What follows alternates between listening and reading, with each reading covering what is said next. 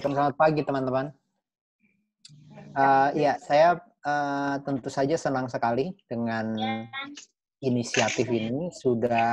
Mungkin sudah sekitar, 2 bulan terakhir, saudara Haston dan Irsan sebenarnya berupaya mengontak saya, bahkan waktu itu rencananya ingin mengundang ke, Nrekang gitu. Saya senang sekali, terakhir saya ke Nrekang itu bulan Agustus, Idul Adha tahun lalu.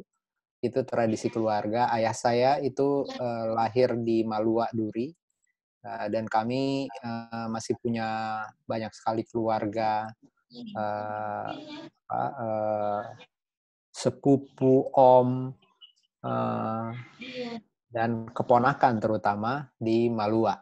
Dan, eee, sebenarnya kenapa saya katakan saya senang, karena di dalam, kunjungan terakhir ke sana, sebenarnya saya melihat ada perkembangan yang bagus sekali, terutama di kalangan komunitas muda di, Malua Duri waktu itu.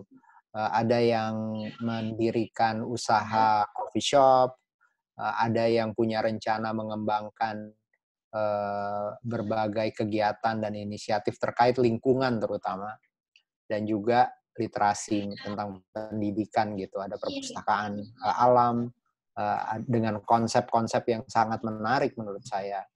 Dan, saya pikir memang, mmm, kalau dilihat ya dalam beberapa tahun terakhir, mungkin dalam satu atau 2 dekade terakhir itu pengembangan daerah, pengembangan wilayah, pengembangan desa itu betul-betul salah satunya itu sangat bergantung dari kalangan muda.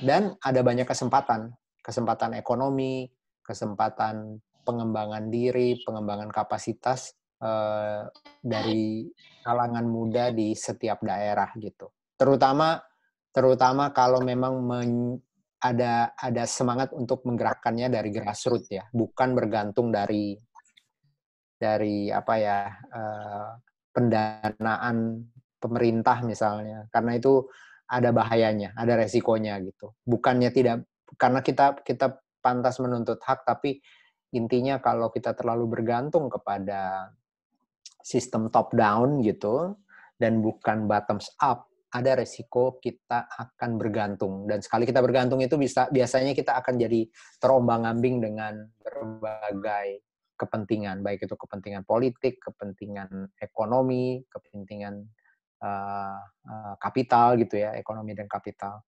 Jadi saya senang sekali dengan inisiatif ini. Mudah-mudahan kita tidak menjadi generasi yang lagi-lagi mengulang kesalahan di masa lalu, di mana semuanya harus digerakkan oleh pemerintah, tetapi kita menjadi generasi yang menggerakkan diri untuk memperkuat jaringan di bawah dan memanfaatkan keindahan keindahan alam, sumber daya alam, dan berbagai potensi yang ada di wilayah kita untuk maju. Karena contohnya banyak dan kita bisa banyak belajar dari mana-mana. Oke, demikian sih pengantar dari saya dulu. Terima kasih, Saudara Naim. Oke, ya terima kasih sebagai pengantar, ini juga, cukup menarik karena sudah banyak teman-teman yang, hadir di ruang ini. Saya ingatkan lagi teman-teman yang mic-nya masih menyala sebelum diajukan, pertanyaan untuk dimatikan dan, mungkin langsung saja ya Mas Riri kita, berbincang-bincang, berdiskusi bagi teman-teman yang ingin, bertanya, mengupas lebih banyak hal, silakan saya persilahkan teman-teman yang mau mengajukan pertanyaan siapa dulu di antara kita? Ayo, suaranya terdengar ya? Halo, ya, teman-teman silakan yang mau memulai pertanyaan, boleh kesempatannya sekarang kita buka. Eee, saya yang pernah saya tangkap dari Mas Riri ini adalah, ketika membuat film, Aliana Aliana kalau nggak salah. yang Eliana, mencoba Eliana yang mencoba membuat karya dengan motivasi, mungkin bukan alat yang ala kadarnya, tapi mencoba membuat karya yang tanpa sorot lampu yang luar biasa, tanpa kru yang banyak. Kemudian filmnya mungkin dibuat beberapa hari, kalau tidak salah, saya agak lupa juga. Yang penting saya tangkap bahwa menjadi seorang sinias itu tidak harus menunggu alat yang bagus, ide yang hebat, dan menunggu kondisi-kondisi yang baik. Tapi dalam kondisi yang seadanya mungkin kita juga bisa membuat karya. Itu yang saya ingat dulu ketika Mas Rili berujar pada saat membuat film Eliana itu. Ya. Ya, sebelum dijawab mungkin ada pertanyaan dari teman-teman. Silakan masuk teman-teman. Halo. Ya, silakan langsung saja. Halo, Assalamualaikum. Ya, langsung. Oh iya, halo Mas Riri, selamat pagi. Jadi ini tadi sempat saya mendengar pemaparan dari Mas Riri tentang terkait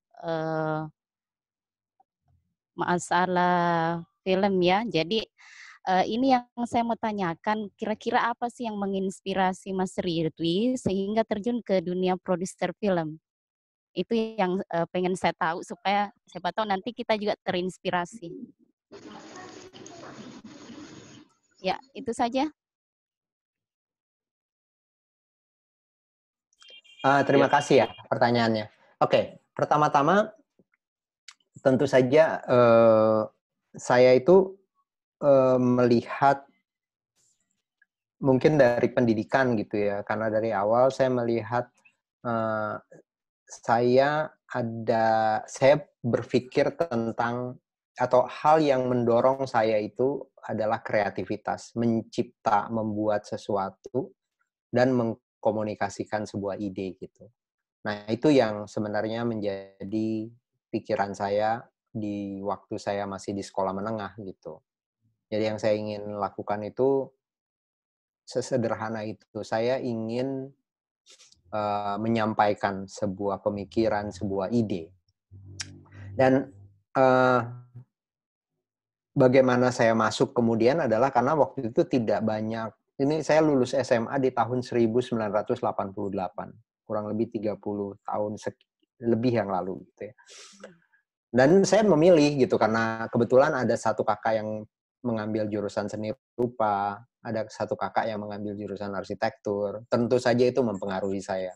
Dan kesenian itu atau proses kreatif itu, baik kita menjadi penulis, menjadi perupa, menjadi arsitek, itu adalah sebuah penguasaan terhadap medium, ya, penguasaan terhadap media untuk dijadikan sebagai sarana menyampaikan ide dan gagasan. Nah, itu yang pertama. Jadi kemudian dari situ saya berpikir jurusan apa yang tepat untuk saya gitu. Seni rupa saya tidak terlalu punya bakat yang seperti kakak saya gitu. Tetapi saya suka fotografi dan saya suka apa ya, ilmu apa konsep-konsep penceritaan. Itu saya suka. Saya menyukai musik yang saya suka adalah musik yang punya konsep penceritaan, yang konsepnya jelas gitu bahwa ingin menyampaikan ide. Nah, itu yang saya selalu jadikan pegangan kepada saya, dan akhirnya saya menemukan jurusan sinematografi. Nah, ketika saya menemukan jurusan sinematografi itulah semua saya berpikir bahwa audio dan visual ya itu adalah puncak dari sebuah medium berkomunikasi. Jadi dengan video yang ada gambar dan ada suaranya itu, saya bisa bercerita, saya bisa menyampaikan ide, saya bisa menyampaikan pesan gitu. Dan ternyata saya di sekolah film, waktu itu saya masuk kemudian ke sekolah film, di situ saya belajar bahwa film itu begitu luas kemungkinannya. Dan film itu tadi seperti Naim katakan gitu ya, di dalam prosesnya saya menemukan bahwa film pun ada banyak ragamnya gitu ketika kita belajar gitu.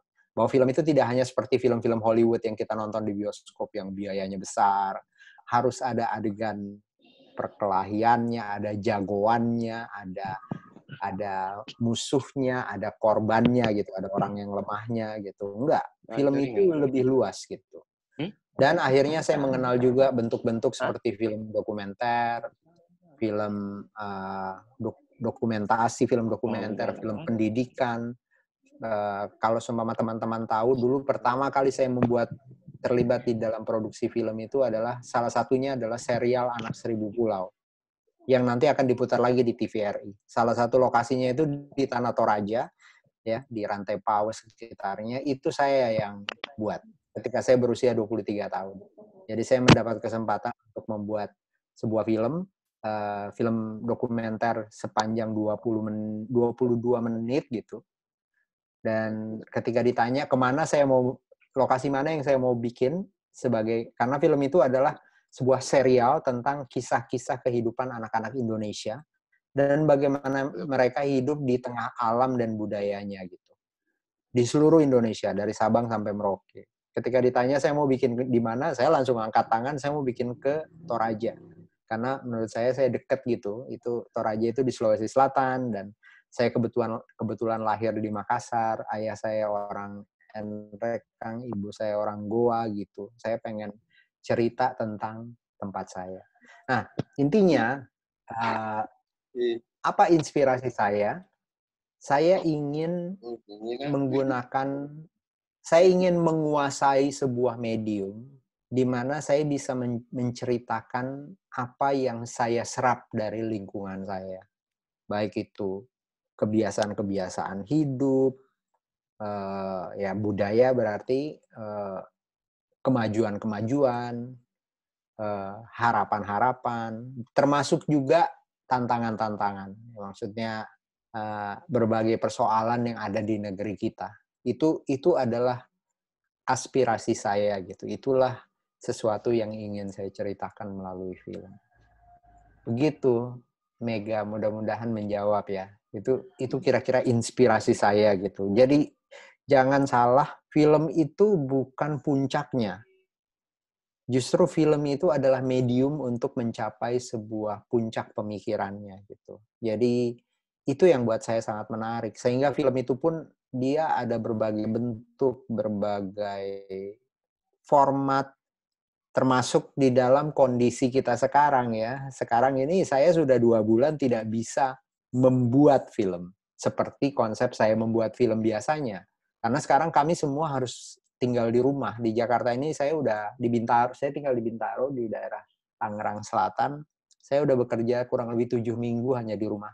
Mencoba mengkoordinasikan semua pekerjaan atau menjalankan pekerjaan melalui Zoom dan melalui Google Meet gitu. Sambil menulis konsep, mengirimkannya, mempersiapkan semuanya gitu. Jadi apa ya, kita harus adaptif gitu, kita harus bersedia, dan sekarang saya mencoba lagi mempelajari film-film yang kecil gitu ya. Seperti tadi Naim pancing itu, mungkin kita semua harus menghadapi sebuah budaya baru. Bagaimana film itu dibuat gitu. Itu yang sekarang sedang saya coba lakukan. Terima kasih pertanyaannya. Mudah-mudahan menjawab ya. Oke, baik. Dan memang dunia film itu sangat erat kaitannya dengan dunia literasi, karena di situ kita berkutat dengan dunia ide, dunia pikiran, dunia baca, dan tanpa literasi, tanpa literatur yang bagus, mungkin kepala kita tidak dirasuki oleh ide-ide yang liar. Jadi teman-teman silakan, di sini juga banyak guru-guru, karena beberapa hari yang lalu kita berdiskusi dengan banyak tema dan guru-guru banyak yang hadir, teman-teman dari komunitas-komunitas. Saya ingin juga ada teman-teman yang lain yang bertanya tentang apa saja yang bisa membuat kita mendapatkan ilmu. Karena kalau misalnya tidak digali dari pertanyaan, mungkin ada sesuatu yang tidak akan kita gali dari hasil review. Silakan teman-teman untuk menggali sedalam mungkin. di waktu ini. Silakan, silakan. Saya beri kesempatan. Langsung saja kalau misalnya ada yang bicara langsung. Oke, ada siapa ini? Yusri ada siapa? Yang mau masuk silakan.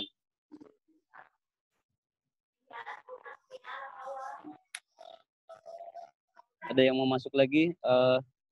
Jadi kalau misalnya kita lihat film petualangan Sherina juga yang booming pada tahun 2000 kalau nggak salah, itu ada tonggak film yang luar biasa. Waktu itu saya kayaknya masih mahasiswa dan rela mengantri juga. Saya dapat di hari ke 1 minggu setelah film itu tayang, kayaknya baru saya bisa nonton saking Di banyaknya mana? orang yang. Di mana Naim waktu itu? Saya masih di Bandung, Mas. Oh, Saya di Bandung, Mas. oke. Saya kuliah di Bandung. Oh iya, iya. Sebenarnya saya Dan juga senang sekali kalau kita bisa saling kenal berkenalan nih, karena buat saya menarik sekali ya sekarang komunitas generasi muda maupun pendidik maupun peminat literasi, peminat buku misalnya itu sekarang sudah tersebar jauh. Dulu saya tidak membayangkan di Nrekang ada gitu, dan menurut saya ini penting sekali gitu, dan saya bahagia sekali. Jadi kalau boleh teman-teman setiap kali nanti mau bertanya juga sambil memperkenalkan dirinya gitu. oh ya, Nah, silakan. Ya, kalau sambil Naim sekarang apa aktivitas yang dilakukan? saya lebih banyak bermain sama komunitas literasi sama teman-teman yang ikut melaksanakan kegiatan ini. Tapi saya juga sebelumnya di perpustakaan juga sih bekerja. Oke. Saya sama Irsan di perpustakaan sebelum pindah. Tapi tetap masih di kegiatan literasi. Dan sebenarnya teman-teman di literasi ini, Mas, hampir tiap tahun ke MWF gitu. Oh, Hampir tiap tahun. bagus. Ini teman-teman ya. Sambil menunggu ya, kalau ada yang mau masuk silakan langsung di-cut saja dan kita sambil bercerita.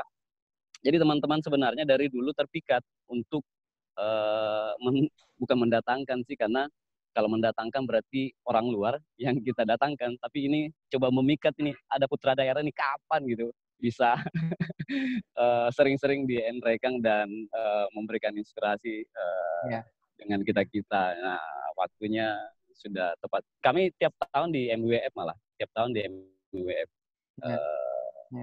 kewajiban bagi teman-teman Saya literasi di melihat, Nrekang. oh bagus sekali. Saya melihat juga komunitas potensi dari video ya, karena ada beberapa teman-teman dari Makassar, dari Nrekang juga yang saya ikuti Instagramnya, yang sudah mulai bisa berkarya dengan cukup baik gitu ya. Dan video ini bisa menjadi jendela gitu yang menggambarkan berbagai potensi kita gitu.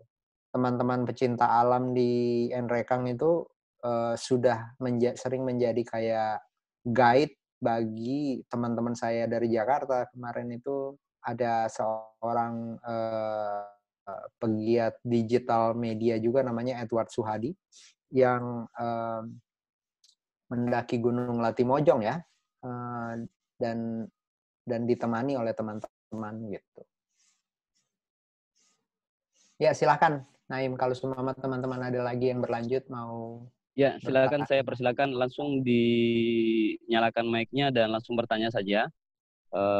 Biar waktu ini kita bisa efektifkan, karena melihat mungkin semoga kita bisa berbincang lama-lama dan mendapatkan hal yang luar biasa. Dan Nrekang pertumbuhan kaum teman-teman komunitas YouTubers juga cukup menggembirakan, Mas, di Nrekang. Ya justru mereka keren malah, karena sudah menginspirasi banyak orang. Saya bisa sebutkan begini, Mas, dari komunitas YouTubers yang ada di Nrekang itu rata-rata honorer, dan malah sudah bisa menghasilkan AdSense malah. Dan kalau dilihat perbandingannya gaji honorer dengan AdSense yang didapatkan di YouTube itu dari YouTube luar biasa. Wow. Dan makanya kita juga agak senang kalau misalnya ekosistem kreativitas, karena ternyata di Nrekang sudah banyak dilirik juga teman-teman dari Singapura, sudah berkomunikasi dengan teman-teman YouTuber sini malah. Kemudian guru-guru juga kalau tidak salah sudah ada yang memulai gitu merekam aktivitasnya lewat medium video. Nah, cuman kita selalu kesulitan ketika sudah berangkat ke ide apa lagi yang harus kita lakukan untuk daerah. Nah, kalau untuk personal mungkin mereka mengambil gambar, mengupload ke YouTube, kemudian mendapatkan aksen. Nah, tapi memang diskusi-diskusi untuk membuat karya, melihat karya-karya yang lain di luar, itu kita kurang terakses. Ya. Saya ingin berbagi sebenarnya beberapa, ya kalau boleh saya nanti di-share juga link-linknya ya. Boleh nih ada kolom komen di sini, kolom chat. Kalau ada teman-teman yang bisa merekomendasikan link YouTube kepada saya supaya saya bisa melihat. Tapi saya juga mau tentu saja sekarang ini YouTube, terutama di era sekarang ini adalah kita masuk ke sebuah era baru yang mungkin akan mempengaruhi kita untuk waktu yang cukup panjang. YouTube itu adalah sebuah potensi yang besar. Saya sekarang ini lagi mengikuti sebuah kayak studio kecil namanya Happen Films. Ya, itu saya tulis ya di situ. Happen Films ini adalah sebuah dia tuh kayak sebenarnya mereka ini sesederhana pecinta atau peminat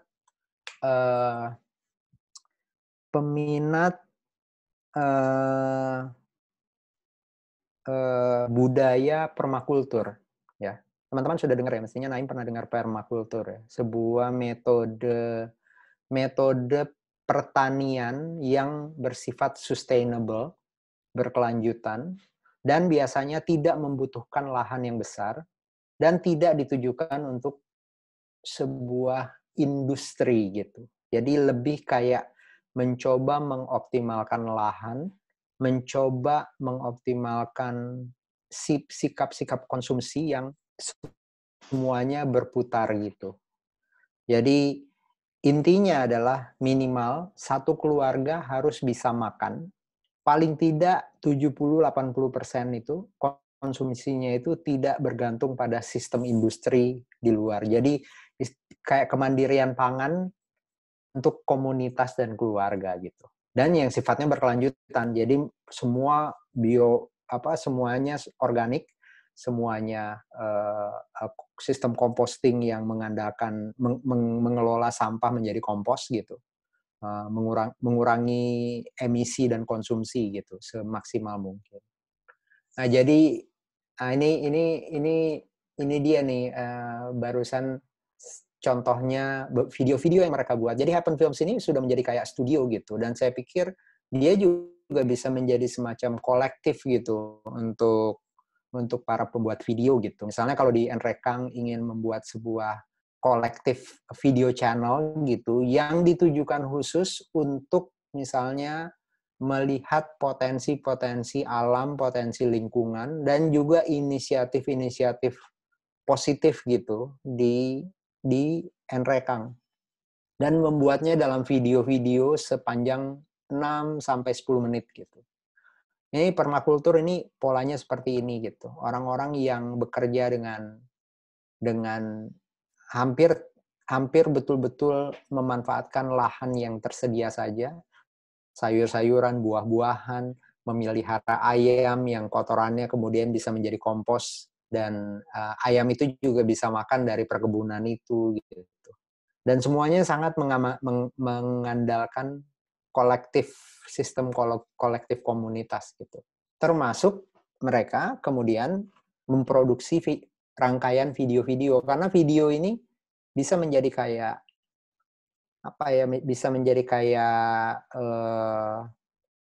berfungsi sebagai mediumnya mempromosikan, ya tentu saja menjadi sarana pelatihan-pelatihan Karena dengan menonton video-video dari Happen Films ini kita belajar tentang bagaimana menjalankan pertanian atau metode perkebunan permakultur ini gitu. Dan ini banyak di komunitas kopi juga, tentu saja teman-teman sudah tahu ya model-model video-video yang mempromosikan pertanian kopi gitu misalnya di mana-mana, itu juga sangat bagus gitu. Jadi itu yang saya mau katakan, Naim, bahwa sekarang medium video melalui YouTube, kemudian podcast misalnya. Podcast itu juga sarana yang menarik karena kita bisa berdiskusi, kita bisa membicarakan, kita bisa membuat serial-serial misalnya tentang bagaimana mengoptimalkan media audiovisual untuk pendidikan. Baik pendidikan di tingkat lokal komunitas maupun memperkenalkan lingkungan kita ke dunia luar misalnya melalui podcast. Itu juga satu potensi yang sangat menarik. Dan bicara soal situasi ekonomi kita sekarang, situasi kita pasca pandemi, menjalani pandemi maupun pasca pandemi ini, saya pikir bisa sekali menjadi sebuah kemungkinan gitu. Itu kira-kira. Oke, silakan teman-teman. Sudah banyak sekali cerita dari Mas Riri, dan ini sudah ada puluhan orang di dalam sini, Mas Riri, dan kayaknya masih terpukau dengan cerita-cerita yang diceritakan. Tapi lebih bagus kalau misalnya ada yang menggali lebih dalam lagi nih. Silakan teman-teman. Seperti diskusi kami kemarin bersama Irsan juga, bersama Mustin juga, yang mencoba melihat sebenarnya sama deh, kalau misalnya kemarin diceritakan di Cap Capung kalau nggak salah, halaman YouTube-nya Cap Capung, mirip-mirip dengan yang di share sama Riresa di situ, mencoba mengupas pengusaha-pengusaha muda yang bermain di wilayah lingkungan juga sih gitu, agro dan segala macam. Silakan Musdin, Irsan. Sebenarnya kita juga kemarin mencoba mengundang Bapak Bupati untuk bisa bergabung. Saya tidak tahu apakah Irsan beliau sudah masuk atau belum. Karena kita juga berharap ada sebuah ungkapan atau semangat yang bisa diberikan kepada kita nih kalau misalnya Pak Bupati masuk di halaman kita hari ini. Ya, kita sambil menunggu juga teman-teman yang lain untuk bertanya. Silakan kalau misalnya mau bertanya langsung ngedikat, nggak apa-apa, langsung saja.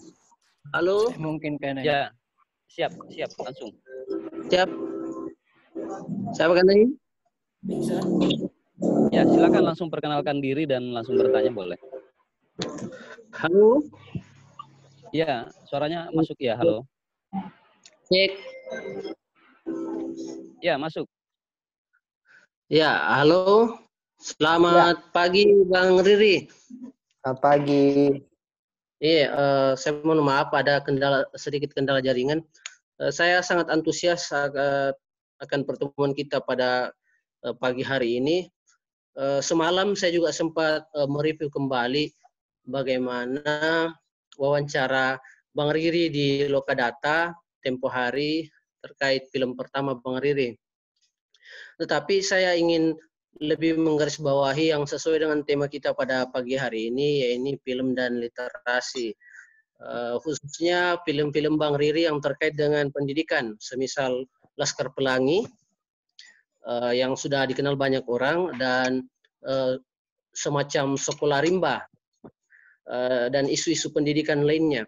Nah, saya ingin tahu bagaimana Bang Riri ini mencoba mengintegrasikan antara literasi pendidikan dan dengan film ini, Bang Riri. Sehingga sudut pandang Bang Riri itu kelihatan jelas di filmnya. Kira-kira seperti itu. Baik. Mungkin itu aja Bang Riri. Makasih banyak Bang Riri. Selamat pagi. Pagi. Terima kasih Musdin. Oke. Yang pertama begini, bahwa saya justru dimulainya itu dengan pemahaman atau mencoba untuk memahami betul karakter dari film yang saya akan buat. Saya harus punya tanggung jawab Dan saya biasanya tidak bekerja sendiri ya, saya punya produser, Mira Lesmana itu produser yang bekerja bersama saya, memproduce film-film yang saya buat gitu. Dan kami minimal punya pemahaman yang sama tentang apa itu film dengan berbagai potensi, kekuatan, karakter, dan kelemahannya. Diawali dari sebuah proses belajar yang cukup panjang tentang film. Ya, seperti saya cerita tadi di awal, saya sekolah film. Saya bukan berlatar belakang pendidikan atau sekolah tentang pendidikan atau humaniora misalnya. Tapi saya datang dari sekolah film. Itu yang nomor satu harus dipahami betul. Bahwa saya tidak mematok diri saya pembuat film pendidikan misalnya. Enggak. Tapi saya adalah pembuat film. Jadi saya bisa bercerita tentang apa saja melalui medium film ini. Nah, pemahaman saya tentang karakter film ini penting. Pemahaman terhadap karakter film ini penting. Nomor satu, film saya adalah film yang saya ingin putar di bioskop untuk massa, untuk publik. Bukan untuk pengamat pendidikan. Bukan untuk guru, bukan untuk aktivis pendidikan. Tapi saya ingin membuat film untuk publik. Seluas mungkin. Jadi unsur-unsur yang memenuhi kriteria sebagai film hiburan untuk massa itulah yang saya jadikan pegangan. Nah, ketika saya membaca misalnya novel Laskar Pelangi karya Andrea Hirata, saya justru tertarik dengan kisah-kisah manusia yang ada di dalamnya. Dengan berbagai potensi yang dimilikinya untuk menjadi sebuah film yang saya pahami sebagai film. Ada cerita karakternya, ada perjalanan karakter yang penuh drama di dalamnya. Sampai ada misalnya kayak krisis tokoh dan klimaks yang membuatnya hampir gagal, sampai akhirnya dia berhasil. Jadi pemahaman terhadap karakter dari cerita tersebut yang membuat saya tertarik. Karena saya melihat potensi yang besar.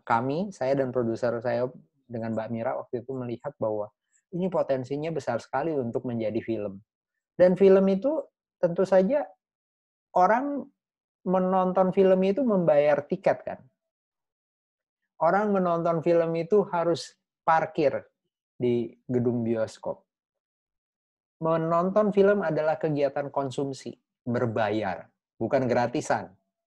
Jadi saya harus memikirkan bagaimana film yang saya buat itu layak sebagai sesuatu yang dibayar. Jadi harus punya kualitas hiburan, kualitas yang engaging atau memikat gitu. Daya pikatnya harus kuat.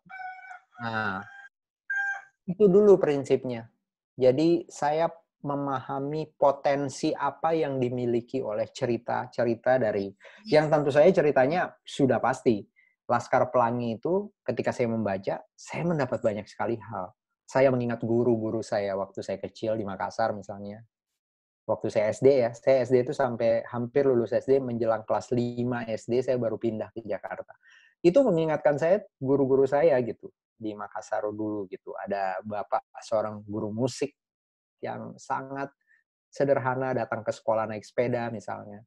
Ada seorang guru matematika perempuan yang galak, kita takut minta ampun, tapi setiap akhir tahun pelajaran membuat kami menangis karena dia bisa menyanyi misalnya. Jadi hal-hal seperti itulah yang buat saya penting dari cerita ini. Dan kemudian ketika digarap menjadi film, dia memiliki berbagai formula atau berbagai elemen yang memenuhi syarat sebagai sebuah film yang baik. Nah, jadi itu prinsip awalnya. Jadi apapun yang saya lakukan, saya melakukan sebuah proses kajian gitu ya, proses kajian, proses reflektif, proses analisis yang menggabungkan semua elemen-elemen yang ada di dalam konsep tersebut untuk menjadi sebuah film yang layak tonton. Film yang punya daya pikat sebagai film yang siapapun mau menghabiskan uang antara 20.000 sampai 50.000 rupiah untuk membeli tiket dan masuk ke dalamnya. Apa bedanya? Misalnya saya seorang ahli humaniora. Ketika saya menjadi seorang ahli humaniora, saya akan membuat film yang bertitik berat kepada menyampaikan pesan-pesan pendidikan. Kemudian, otomatis yang terjadi adalah aspek lain seperti daya pikat tadi, hiburannya, sisi komedinya, sisi emosional mengharukannya itu bisa jadi saya abaikan. Karena saya fokus kepada aspek-aspek pendidikannya gitu. Dan apa yang terjadi? Filmnya itu mungkin dia juga film yang layak ditonton, tapi tidak akan membuat orang ingin menghabiskan uang 20.000 sampai 50.000 ngantri cari parkir di sebuah gedung bioskop untuk masuk dan menonton. Nah, jadi keseimbangan itu ya. Keseimbangan itu yang saya pikir menjadi penting gitu. Nah, dan semua cerita-cerita, walaupun dia adalah cerita literasi, cerita tentang pendidikan di dalam film-film saya itu, tetap aja intensi saya adalah ingin membuatnya menjadi sebuah film hiburan. Makanya kalau kita melihat sekarang, ada kemarin ini selalu dilakukan ya di Indonesia ini, mereka sangat terobsesi dengan prestasi-prestasi ekonomi.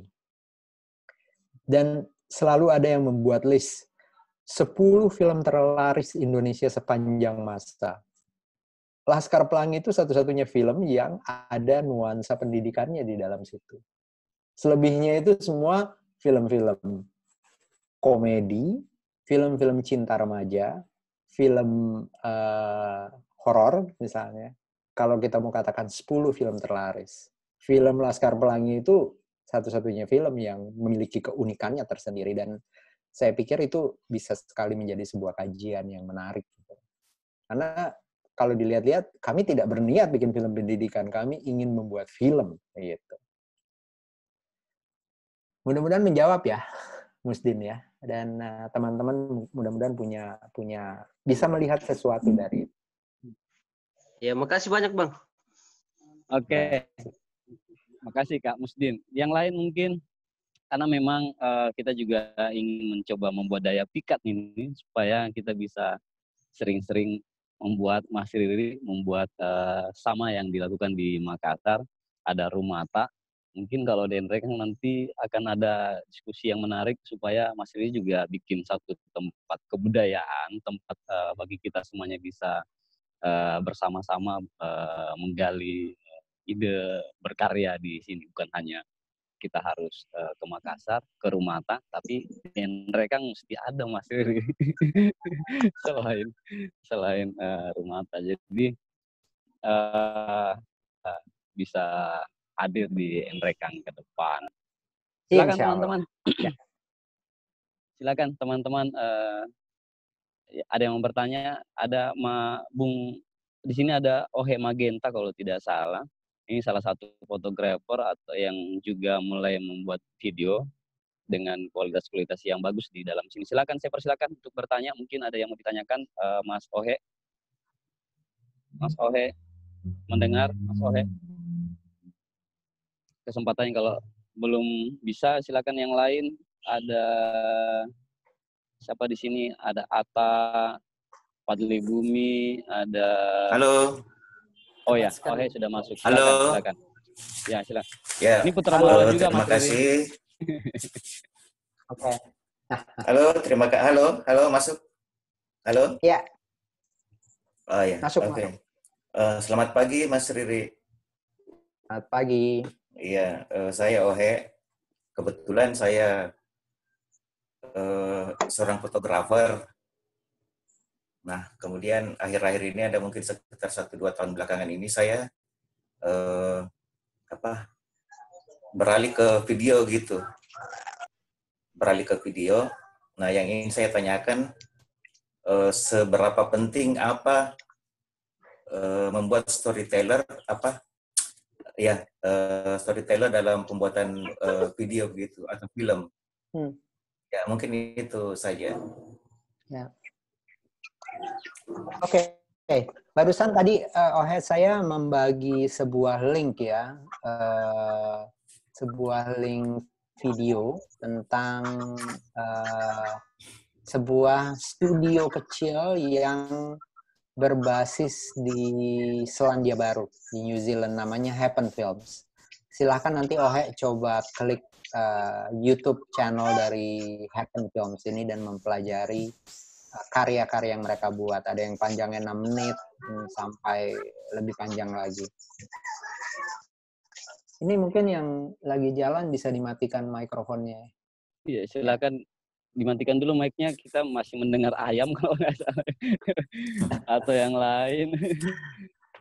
Jadi begini. Ya. Jadi intinya begini, kalau menurut saya kita harus memperlakukan video ini sebagai medium. Jadi yang paling penting justru kita fokuskan adalah apa yang ingin kita sampaikan. Nah, jadi nomor satu, setiap konten ini, dan mungkin jangan dulu berpikir terlalu panjang ya. Mungkin saya pikir durasi yang kita perkirakan untuk konten digital, video yang kita mau buat ini mestinya sekitar 5-7,5 menit misalnya. Dan kita bikin dulu gagasan, istilahnya premis dasarnya itu apa. Kita ingin mengatakan apa. Misalnya, kita ingin membuat sebuah video, saya ingin membuat video tentang sebuah jembatan gantung tertua di Nrekang, misalnya. Dan kata jembatan itu menjadi penting ya, dia kan menjadi penyambung ya. Kita punya sungai-sungai besar gitu, dan yang menyambungkan sebuah tempat ke tempat lain, atau menyambungkan peradaban, menyambungkan kebudayaan, menyambungkan ekonomi itu adalah jembatan.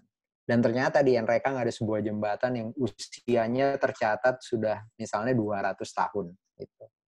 Nah itu dulu. Jadi gagasan itu menjadi penting. Nah, kemudian sesederhana kita membuat semacam kelompok-kelompok pemikiran, yaitu sequence yang menjadi elemen-elemen untuk menceritakan premis tersebut atau gagasan tersebut. Dan kemudian kita mencari gambar yang mewakilinya, supaya itu bisa gambar-gambar yang kurang lebih bisa menyambungkan ide itu. Selebihnya, baru kita bicara soal teknis. Misalnya, bagaimana menggambarkan fungsi ekonomi dari jembatan tersebut. Bagaimana menggambarkan fungsi sosial dari jembatan tersebut. Bagaimana menggambarkannya dengan estetika tertentu. Bagaimana menggambarkannya dengan ingin menunjukkan karakter Nrekang misalnya dari tempat tersebut gitu. Nah, elemen-elemen itu muncul belakangan gitu, akan muncul dengan sendirinya. Dan saya pikir sebagai seorang fotografer mungkin kita punya kepekaan untuk menggambarkannya dengan sebuah estetika tertentu. Nah, itu yang buat saya sangat penting kalau ditanya seberapa jauh misalnya ya storytelling di dalamnya gitu. Karena kalau yang dimaksud storytelling itu adalah penggunaan elemen-elemen seperti tokoh, penokohan, dramatik gitu. Itu penting tentu saja. Itulah yang bisa membuat viewer kita itu betah atau merasa dirinya ada di dalam situ. Ketika viewers ini merasa dirinya ada di dalam situ bahwa wah ini kisah hidup saya nih. Tadi saya cerita tentang Laskar Pelangi. Saya membaca novel itu dan membayangkannya menjadi film itu sebagai penonton. Apa sih yang kira-kira menarik buat saya untuk mengikuti film ini? Ya harus ada tokoh guru, harus ada tokoh seorang anak dengan berbagai keragamannya, ada yang rajin dan bersemangat, ada yang sangat seniman, ada yang minoritas, dan seterusnya gitu. Nah, itu fungsi storytelling-nya mendukung penyampaian gagasan besarnya. Tetapi yang paling penting gagasan besar dulu, Bung Ohe. Kita harus punya gagasan besar, baru kemudian baru kita mengurainya dengan sequence visual yang mendukung gagasan besar tersebut. Begitu sih, mudah-mudahan bisa menjawab ya. Halo. Oke, masuk yang lain. Halo. Silakan. Ya, Halo. makasih Mas Ohe sudah bertanya. Halo. Ya, silakan. Halo. Masih nyambung kah? Masih ada yang mau dipertanyakan? Oh ya. Satu lagi nih Mas Riri. Ini kan tadi storytelling. Nah, kalau kita buat film itu biasanya kalau saya lihat behind the scene-nya film-film barat itu dia ada kayak dibuat storyboard begitu ya. Nah, kalau selama ini saya buat video ini saya kan berdasarkan tiba masa tiba akal begitu. Oh, ini saya ambil. Nah, kalau dalam membuat storyboard begitu sebenarnya langkah-langkahnya seperti apa? Ya, mungkin itu pertanyaan berikutnya. Terima kasih. Saya pikir storyboard itu kadang-kadang perlu, kadang-kadang tidak. Dan kadang-kadang kita jadi jangan sampai storyboard yang dipikirkan itu bentuknya, bentuk storyboard yang berupa gambar gitu. Tapi sebenarnya storyboard itu bisa juga diterjemahkan dalam bentuk shot list atau urutan-urutan shot yang mau dibuat. Karena membuat storyboard itu kan apalagi untuk film-film yang masuk dalam kategori film dokumenter ya, film yang ingin menggunakan elemen yang ada di lapangan atau di lokasi saja sebagai penceritaannya. Kita tidak perlu, maksudnya storyboard itu biasanya perlu dibuat untuk film-film yang misalnya mengandalkan visual effect atau shot-shot yang memiliki teknis tingkat kesulitan dan tingkat kolaborasi penciptaan yang rumit. Seorang sutradara seperti saya dituntut untuk membuat storyboard. Kenapa? Karena supaya saya tinggal menyerahkan itu kepada kameramen, kepada penata artistik, kepada bagian visual effect yang membuat adegan kejar-kejaran mobil. Misalnya mau membuat adegan kejar-kejaran mobil, action kejar-kejaran mobil, itu perlu storyboard. Karena saya harus berkomunikasi seterang-terangnya kepada semua pendukung produksi.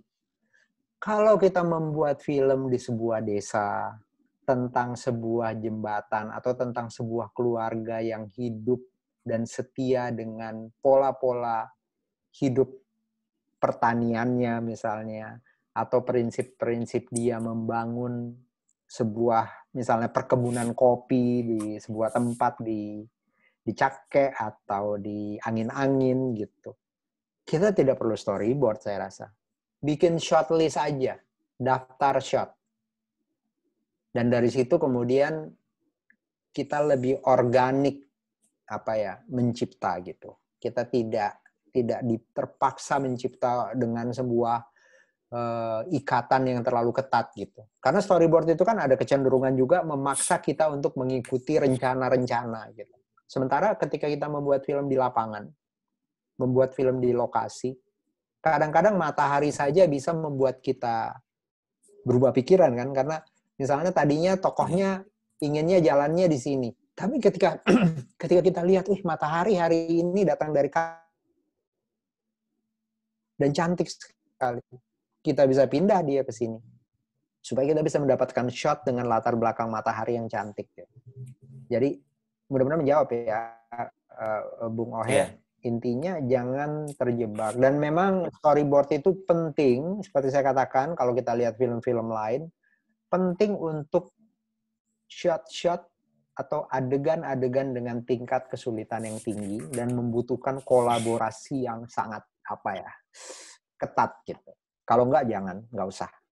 Karena bikin storyboardnya aja mahal itu, karena harus cari ilustrator, harus cari tukang gambar yang canggih, harus jadi mahal segala sesuatu dan panjang prosesnya. Terima kasih. Oke, yang lain mungkin juga sudah mempersiapkan pertanyaan di tengah diskusi ini. Silakan masuk dan bagi teman-teman yang mic-nya masih on, kalau misalnya belum bertanya silakan. Assalamualaikum. Dan kalau mau bertanya langsung saja di Assalamualaikum. Silakan. Waalaikumsalam. Ya. Masuk. Assalamualaikum Om Riri. Ya. Fadli Bumi. Halo Fadli. Iya. Tadi pas cerita silakan nama dan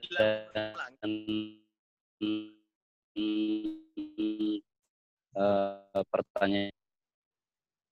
Halo. Ya, silakan. Ya, tadi pas cerita film Laskar Pelangi, saya membayangkan apa yang menjadi tantangan kalau misalnya kita buat film yang diambil dari cerita novel. Apa yang menjadi tantangannya dibanding kalau misalnya bukan dari novel. Karena kan banyak film yang akhirnya mengkompromikan cerita biar lebih filmis mungkin. Jadi saya mau tahu apa yang menarik dari membuat film dari novel. Yang kedua, tadi saya dengar Om ini dari Enrekang ya tahun lalu. Ya. Dan seandainya, pastikan ada hal yang Om Riri bayangkan apa sih yang seandainya ada hal yang ingin sekali Om Riri lakukan di Enrekang tentang perkembangan yang terjadi sekarang, apa itu? Misalnya kami bisa menjadi komunitas kami berperkembangan apa hal yang dilakukan dan mungkin bagaimana kita memulainya. Baik. Terima kasih. Itu saja. Terima kasih banyak pertanyaannya ya, Fadli. Tentu saja novel sudah memiliki kelengkapan-kelengkapan yang biasanya cukup prinsipil di dalam sebuah penceritaan.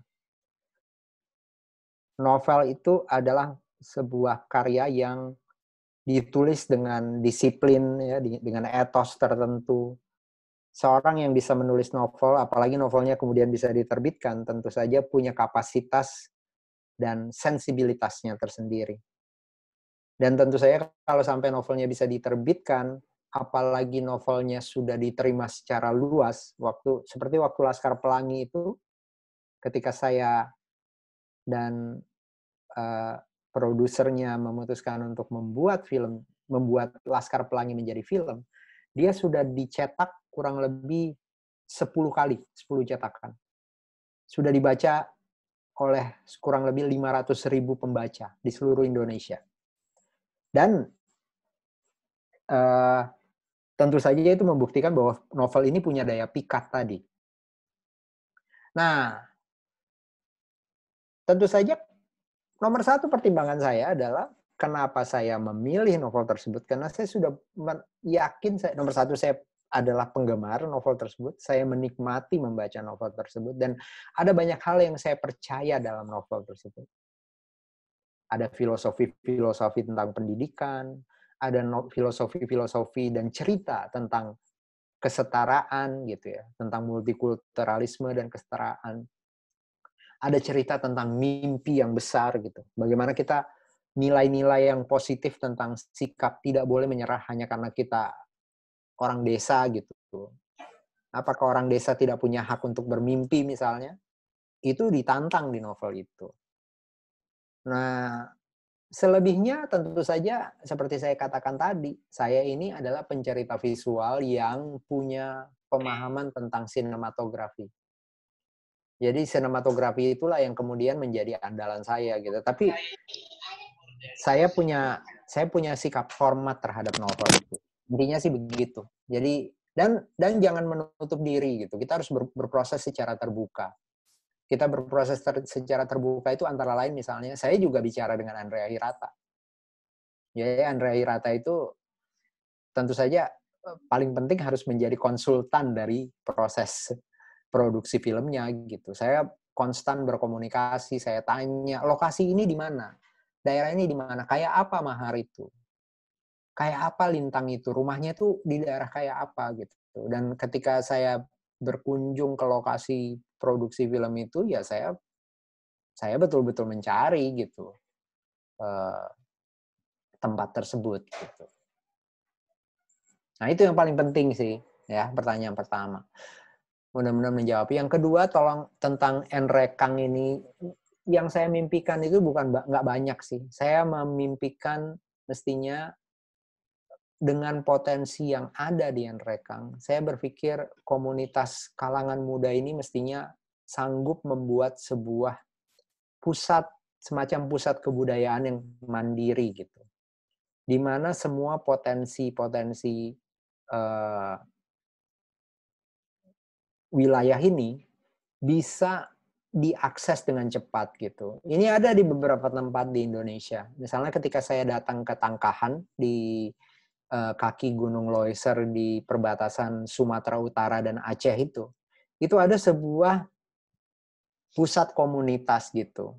Di mana di tempat itu kita bisa ketemu misalnya guide yang bisa membawa kita melakukan trekking atau hiking atau menemani kita menjadi semacam Sherpa untuk naik ke gunung atau masuk ke kawasan Taman Nasional.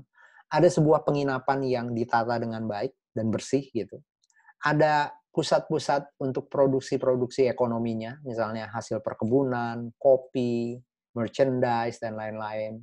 Dan tentu saja mengembangkan bakat-bakat seni yang ada di situ. Jadi bagaimana ya tuh ya? Dan ini sangat mandiri gitu.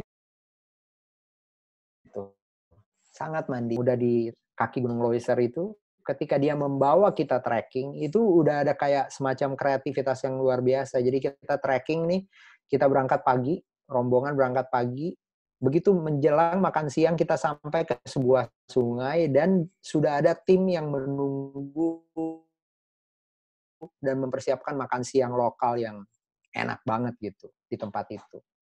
Jadi begitu sampai makanan siap, ada ikan, ada ayam bakar, ada sayur-sayuran gitu yang dibuat semuanya mereka bisa cerita. Ini daun kecombrangnya saya ambil dari sini. Ini ikannya kami tangkap dari situ. Ini jadi tiba-tiba semua muncul jadi satu gitu. Nah, saya pikir maka NREKANG punya semua potensi untuk mengembangkan komunitas ini ke level yang lebih tinggi gitu. Itu sih gitu. Karena sekarang ini bukan cuma problem NREKANG tapi problem di banyak tempat gitu. Semuanya berjuang tapi belum melihat potensi dari kesatuan gitu. Kesatuan sebagai sebuah komunitas gitu. Itu sih. Jadi mudah-mudahan saya melihat itu suatu hari nanti datang lagi ke NREKANG. Amin, amin, amin, amin.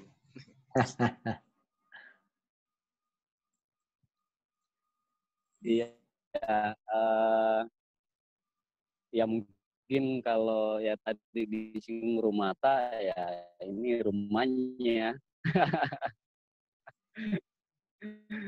Silakan teman-teman yang lain yang yang ingin diulik. Ini Mas film Atta Membuat 36 derajat kalau nggak salah ya, yang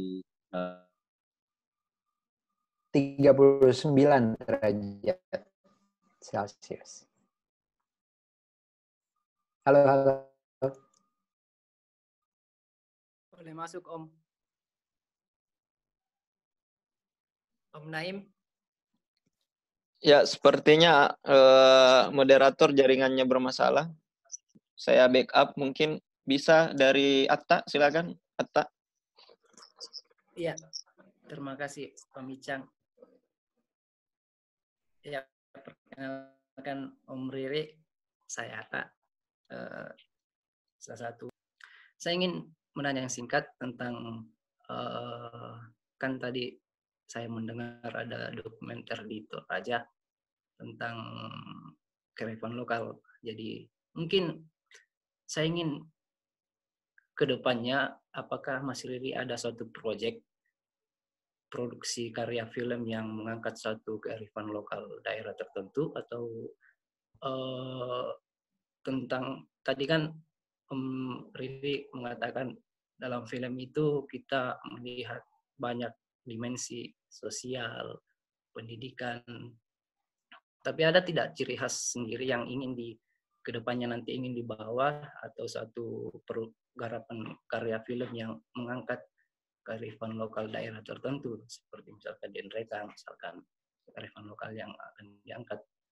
Ya, itu pertanyaan pertama. Mungkin yang kedua, sebagai seorang produser film, pasti ada satu film yang sangat difavoritkan lah begitu. Kalau sebagai apresiasi bagi kami di Nrekang itu, apakah ada film yang sangat menarik bagi pengamatan Riri tentang apakah itu film adaptasi novel atau suatu film dokumenter yang layak untuk dinonton begitu, atau terkecuali di luar karya Mas Riri sendiri. Nah, saya menarik seperti Atambua tadi, misalkan film Atambua itu ya, mungkin apakah itu kearifan lokal atau bagaimana ya steam plotnya seperti itu. Mungkin itu saja singkat. Terima kasih atas kesempatannya. Ya, terima kasih. Atta, terima kasih. Tentu saja kadang-kadang inspirasi atau ide itu banyak ya. Menjadi pembuat film itu, saya itu mencatat terus gitu cerita-cerita yang saya temui gitu di lokasi, di lapangan gitu. Tapi tentu saja tidak semua tempat otomatis langsung bisa melahirkan ide film. Nah, tadi merespon pertanyaan Fadli, sebenarnya kalau ditanya apa yang saya bayangkan tentang Makassar, saya justru tentang Nrekang, justru saya membayangkan nomor satu, kita harus betul-betul mengoptimalkan potensi komunitas dan anak-anak kalangan-kalangan muda dari berbagai dimensi gerakan yang hidup di Nrekang. Nah, kalau boleh mimpi saya sebenarnya itu, saya pengennya melihat itu. Ada videografer, YouTuber, ada penggiat literasi yang membuat perpustakaan misalnya di sebuah desa. Ada yang membuat warung kopi dan mengembangkan. Kopi Nrekang itu, saya kemarin mendapat kiriman dari seorang roaster sangat terkenal dari Jogja. Ada yang membuat sebuah packaging yang bagus sekali dengan nama kopi Bunangmu. Dan ternyata saya cek, ini dari mana dapatnya? Kopi Nrekang nih mas, gitu. Saya dapat kopi Nrekang bagus sekali gitu. Dan saya coba kopinya enak sekali gitu. Dan packagingnya itu bagus sekali, kayak bagaimana orang-orang di Jepang mempackage kopi. Dan ternyata dia dapat dari angin-angin, dari dusun angin-angin gitu. Nah bayangkan hal-hal seperti ini kan bisa diperkenalkan oleh komunitas di Nrekang sendiri melalui medium-medium yang lebih modern. Misalnya video tadi yang dikatakan diceritakan oleh Bung Ohe gitu. Video itu bisa menjadi medium yang memperkenalkan kita terhadap semua potensi yang ada di sini. Nah, tentu saya tidak harus menjadi pembuat dari ini semua gitu, karena seperti saya katakan, saya ini pembuat film. Saya ini pencerita film. Dan film-film yang saya buat semakin lama semakin memiliki pasarnya sendiri yang semakin luas gitu. Walaupun saya cukup beragam karyanya, tapi pasar saya itu semakin besar dan semakin mungkin bisa dikatakan global gitu. Jadi saya mendorong teman-teman justru yang tumbuh gitu. Dan nanti kita bisa saling bersinergi bagaimana supaya karya-karya yang datang dari komunitas ini kualitasnya harus semakin tinggi, kapasitas para pembuatnya semakin baik, sehingga menghasilkan karya yang semakin kombinasi dari selain bagus, penting, spesifik, identitasnya kuat gitu.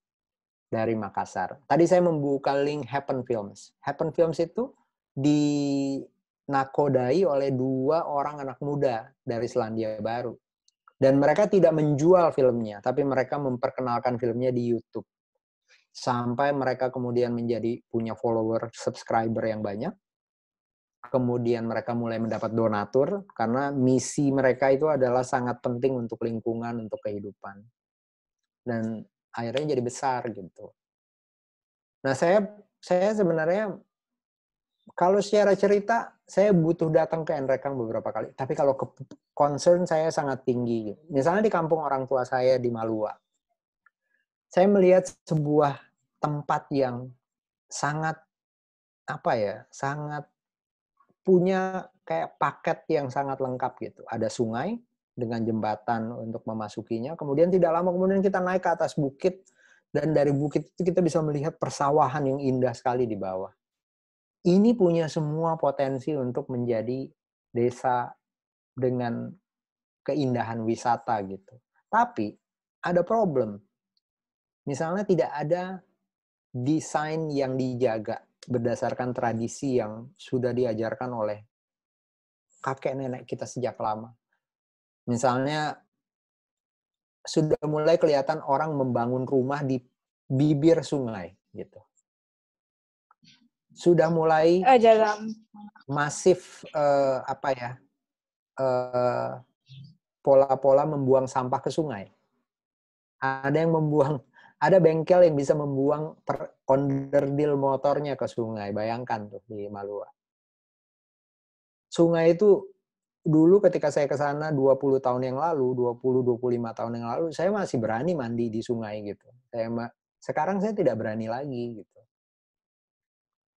Ada satu komunitas yang membangun sebuah warung kopi namanya Marege di bukit gitu. Aduh, indah sekali.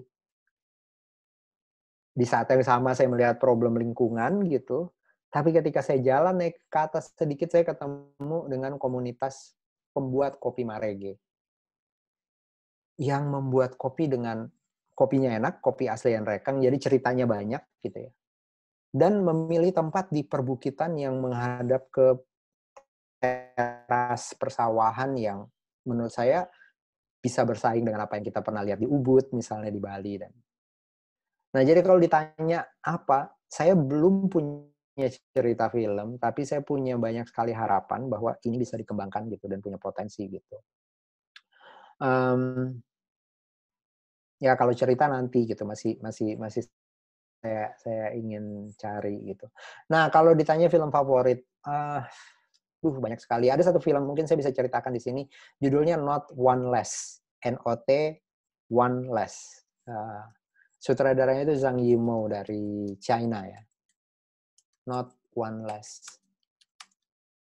Ini bisa dicari mungkin di YouTube kalau ada ya. Dan ini adalah satu film yang menurut saya bercerita tentang, banyak menginspirasi saya ketika saya membuat film-film saya yang lebih rural gitu, bukan film urban ya. Film saya kan ada yang urban perkotaan, ada juga yang rural, yang lebih regional gitu. Atambua itu termasuk film regional karena dia syutingnya di yang sangat spesifik di Timor, di Kepulauan Timor Indonesia. Sama juga dengan film yang saya bikin judulnya kemarin Humba Dreams misalnya, itu juga spesifik gitu. Nah, film saya itu terinspirasi oleh film-film seperti Not One Less ini, yang bercerita tentang drama tentang guru di pedesaan di Cina dan bagaimana ketika seorang anak remaja, ya ini tokoh utamanya, mendapat tugas untuk menjadi guru pengganti, sementara guru yang mendapat tugas ke kota gitu. Ketika dia sedang menjadi guru pengganti, salah satu murid yang harus dia jaga itu hilang. Dan ternyata diketahui ikut kendaraan menuju kota. Nah, sebagai seorang guru pengganti yang bertanggung jawab, si guru pengganti ini mengejar sampai ke kota untuk mencari satu muridnya yang hilang itu. Dan ini didasarkan pada kisah nyata. Jadi, mungkin teman-teman bisa lihat gitu bagaimana kehidupan pedesaan itu bisa sangat menarik gitu apabila digarap dengan sebuah konsep bercerita yang matang. Gitu Atta, mudah-mudahan menjawab ya.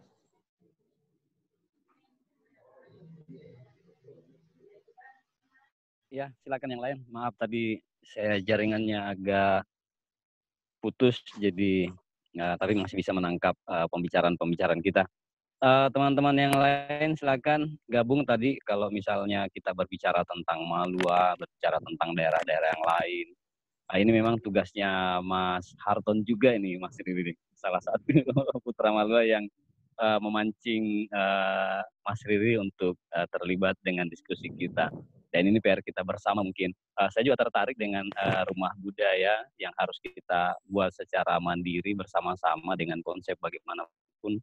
Sehingga memang apakah diwujudkan tahun ini, tahun depan, tapi mimpi untuk membuat satu ruang bersama-sama sehingga daya kreativitas kita bisa tergali dan mudah-mudahan lewat bimbingan-bimbingan mungkin juga nanti dengan diskusi-diskusi atau arahan-arahan dari Mas Ridi kita bisa suatu saat juga memperkenalkan mereka lebih jauh lagi. Ya mungkin itu. Dan yang lain silakan masuk memberi pertanyaan. Ya silakan langsung saja dan nama dan pertanyaan. Silakan.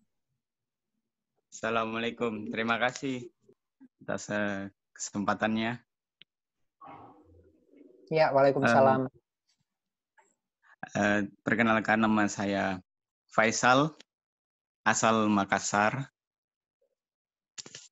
Saya tadi tertarik itu Kak, pembahasannya tentang cita-cita bagaimana menghidupkan sebuah ruang literasi, ruang diskusi di komunitas-komunitas kecil ataupun komunitas yang membahas tentang seni secara umum. Saya juga kebetulan Kak memiliki persepsi cita-cita yang sama dengan apa yang Kak Reza tadi jabarkan, bagaimana sebuah ruang diskusi yang ideal, yang tidak terlalu formal, tapi mengedepankan bagaimana diskusi-diskusi seni itu tetap jalan. Cuman yang jadi kendalanya nih Kak, ketika ingin menjalankan sebuah komunitas seperti itu, yang menjadi masalah adalah konsistensi. Jadi sangat mudah membuat sebuah komunitas itu, tetapi sangat sulit untuk melanjutkan kegiatan-kegiatannya itu. Mungkin bagaimana dari pengalaman Kak Reza bisa menjelaskan bagaimana supaya teman-teman khususnya di Sulawesi Selatan atau mungkin konteks yang seperti ada di daerah di Sulawesi ini biar mampu mengembangkan dan mempertahankan dengan konsisten diskusi-diskusi seni, mengembangkan literasi supaya jalan dengan baik. Terima kasih. Baik. Oke. Terima kasih banyak ya, Faisal. Nomor satu, sebenarnya harus ada kesepakatan yang sifatnya bahkan ideologis gitu ketika kita membuat ini. Jadi nomor satu, orang-orang yang berkumpul itu harus dengan jujur dan terbuka mengakui kesepahamannya dulu, kesepakatannya dulu. Dan tanpa perlu bikin perjanjian kayak kontrak atau apa, harus melakukannya dengan kesadaran yang sama. Misalnya saya nggak tahu, mesti mencari kayak semacam premis yang paling basic gitu ya. Kalau orang film itu biasanya menggunakan istilah pitch ya, atau premis. Jadi sebuah rumusan sepanjang 2 atau 3 kalimat yang dengan tegas menyatakan apa sih yang ingin menjadi tujuan kita. Dan tujuan itu harus sama-sama disepakati gitu. Dan percaya pada proses gitu. Bahwa ini semua harus dibuat dengan proses dan dengan sebuah perencanaan bahkan dalam prosesnya gitu. Ketika membuat film itu biasanya kami membagi tahapannya. Tahapan saya membandingkannya dengan film ya. Tahapan produksi film. Itu dimulainya dari pengembangan gagasan sampai kita menemukan sebuah skenario istilahnya. Ya, kemudian baru kita melakukan proses pra-produksi untuk menemukan sebuah desain produksi Kemudian baru kita masuk ke tahapan produksi, pasca produksi, dan distribusi. Nah, ini membuat film, tahapan ini yang paling lama sebenarnya adalah tahapan pengembangan gagasan. Nah, jadi teman-teman harus punya kesadaran dan kesabaran untuk melalui sebuah proses pengembangan gagasan. Dan kalau bisa, disinilah proses seleksi alamnya berlangsung gitu. Jadi ini juga sering banget ya, komunitas itu memutuskan untuk bekerja sama dengan semacam kayak, pokoknya kita harus bekerja sama gitu. Padahal ideologinya berbeda-beda gitu. Ya. Dan di dalam proses pengembangan gagasan inilah proses seleksi sebaiknya berlangsung. Sehingga betul-betul ketika kita sampai ke tahapan persiapan atau mendesain fisik atau konsep dari entah itu namanya rumah budaya, entah itu komunitas, atau entah itu sebuah kolektif gitu, kita yang berada di situ adalah orang-orang yang udah punya kesepakatan tentang gagasan dasarnya. Mudah-mudahan bisa menangkap ya. Jadi proses pengembangan itu menjadi proses paling penting gitu. Dan jangan memaksakan. Kita harus bersikap sangat terbuka. Ya, ini kadang-kadang problem kita di Indonesia itu sangat malu-malu, sangat apa ya, sungkan gitu. Jadi terserah Anda aja deh, saya akan ikut aja. Padahal sebenarnya dia nggak mau gitu. Dan karena sikap begitulah kita kemudian sering patah di tengah jalan gitu dan kehilangan konsistensi, kehilangan etos dan disiplin gitu. Jadi yang paling penting itu ideologinya harus sama. Kita istilahnya like-mindedness. Jadi orang-orangnya itu harus like-minded.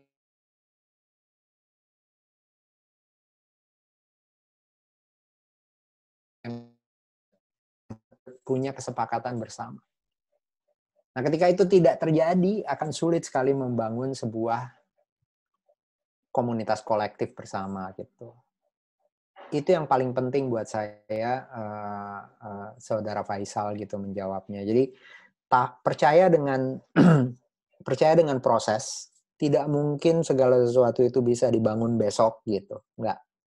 Kita harus mengumpulkan dulu orang-orang, kemudian secara bersama melakukan misalnya sesi-sesi brainstorming terbuka. Apa sih yang bisa kita buat? Apa sih yang bisa kita lakukan untuk mengembangkan diri kita? Kemudian pelan-pelan orang-orang yang berbeda, yang tidak memiliki kesepahaman yang sama, itu mestinya akan memutuskan membuat kelompoknya sendiri. Nah, ini proses-proses diskusi seperti ini penting gitu. Jadi kalau misalnya di awal ada 40 orang berkumpul. 40 orang berkumpul ini mestinya berdiskusi dari hal yang paling terbuka dulu sampai mengerucut sampai akhirnya mulai pelan-pelan terpecah-pecah di dalam kelompok-kelompok supaya kita nggak capek bertengkar gitu. Karena sering sekali kita tuh capek menjadi kelelahan bertengkar dan akhirnya pecah gitu. Karena apa? Karena ada like-mindedness-nya itu pecah gitu. Kesepakatannya itu belum tercapai gitu. Kemudian sudah masuk ke tahapan praproduksi tadi gitu. Ketika ide belum utuh, masuk ke tahapan produksi, waktu udah ketat, tiba-tiba kita dapat sumbangan misalnya idenya udah mulai jalan, udah mulai dapat sumbangan gedung, udah mulai dapat sumbangan uang, tiba-tiba semuanya udah berlari, sementara ide kita itu belum satu. Nah, itu yang kadang-kadang menjadi problem. Sering sekali di tahapan, kita tidak percaya dengan tahapan pengembangan itu. Saya rasa itu sih, ya, yang mudah-mudahan menjawab dan sifatnya prinsipil dan penting gitu. Kalau sekali lagi saya melihat misalnya Happen Films adalah sebuah contoh. Orang-orang yang percaya bahwa kita harus punya hormat terhadap lingkungan kita. Kita tidak boleh, bumi ini sudah memberi begitu banyak buat kita, ya kita harus memberi sesuatu kembali kepada bumi gitu. Dan dengan demikian kita bisa menjalankan kehidupan yang lebih baik gitu nantinya. Terima kasih banyak, Kak. atas pencerahannya. Oke, silakan. Yang lain di sini ada Bang Zul juga, ada Ono, ada Irsan sekalian mungkin juga ada pertanyaan, silakan langsung memotong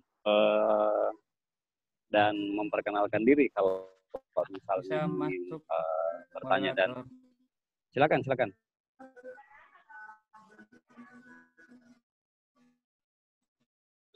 Oke.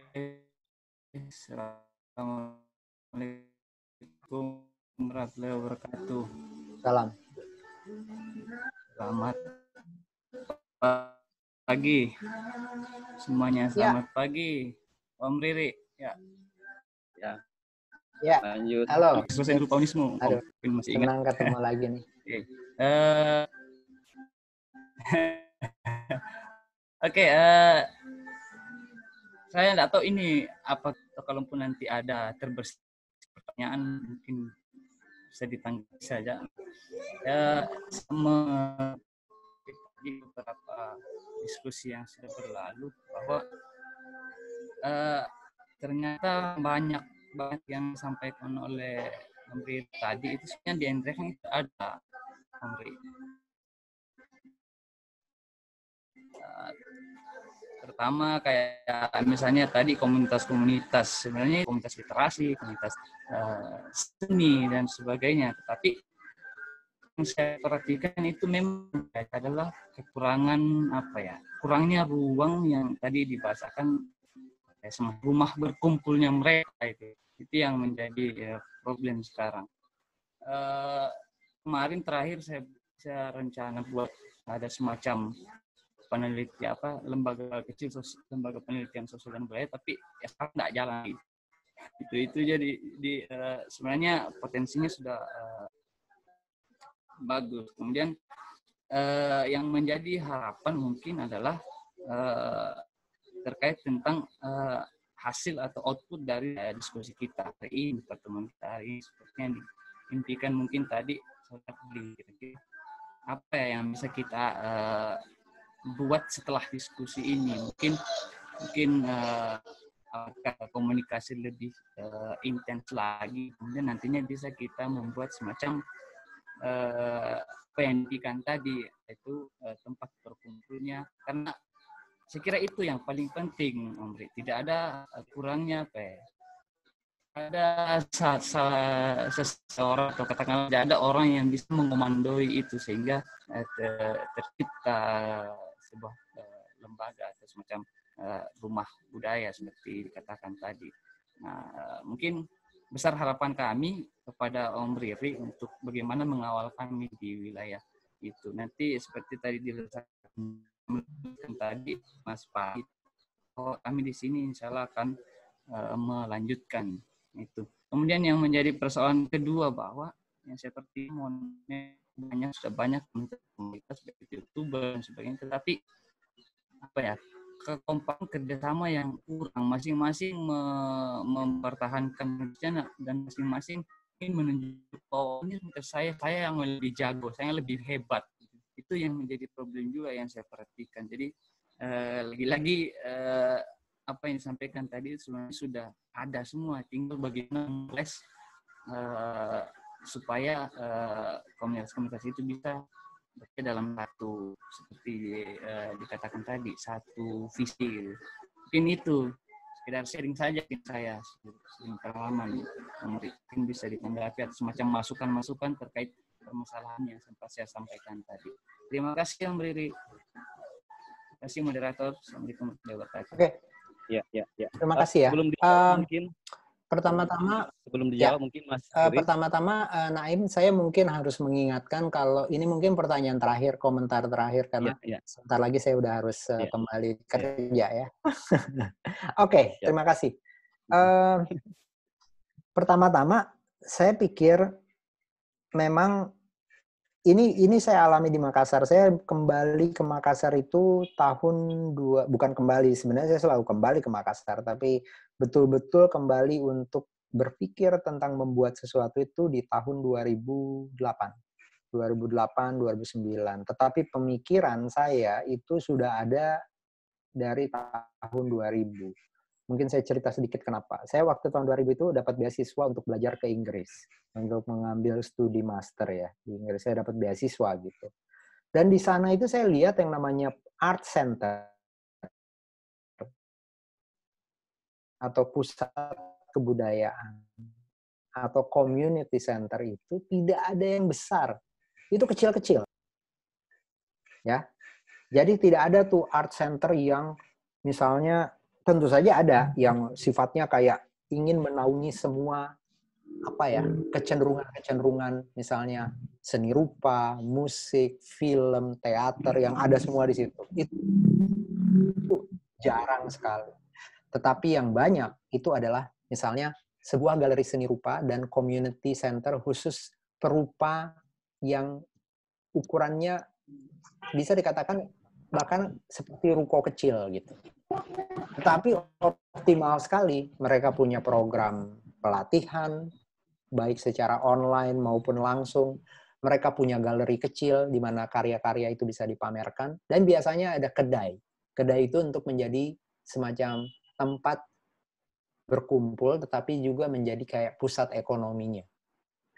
Dan saya temukan itu di banyak kota, di banyak tempat, di banyak sudut-sudut kota. Kadang-kadang didirikan oleh musisi, didirikan oleh perupa, didirikan oleh filmmaker, pembuat film, didirikan oleh misalnya orang-orang yang berkecimpung di produksi keramik atau craft gitu.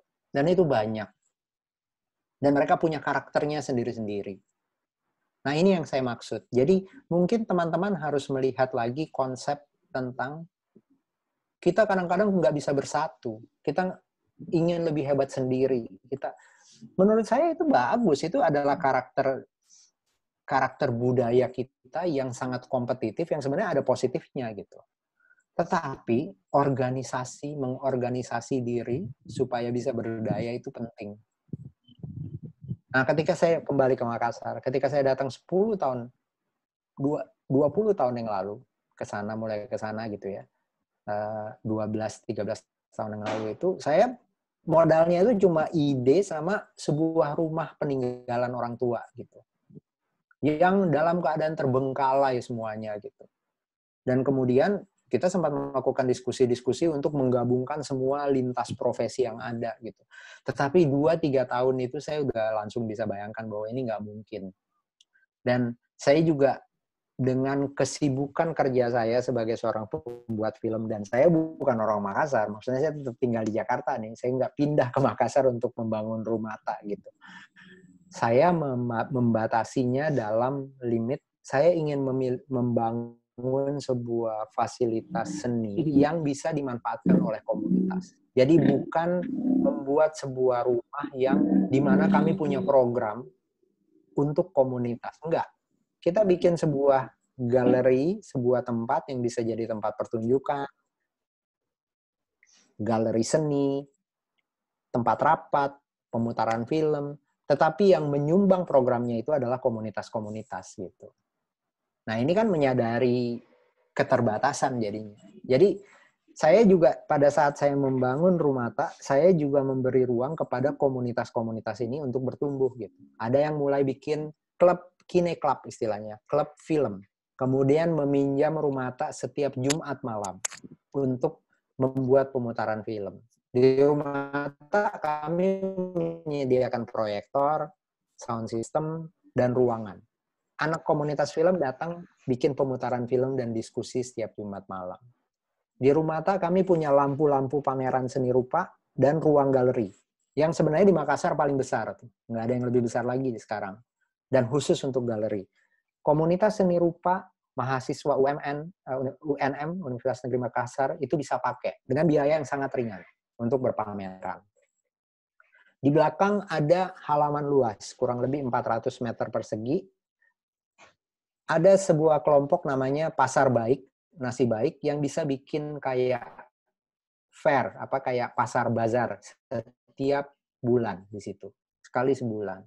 Untuk menjual produk-produk lokal, kerajinan lokal, buku, dan kemudian saling berinteraksi antar komunitas 1 kali 1 bulan.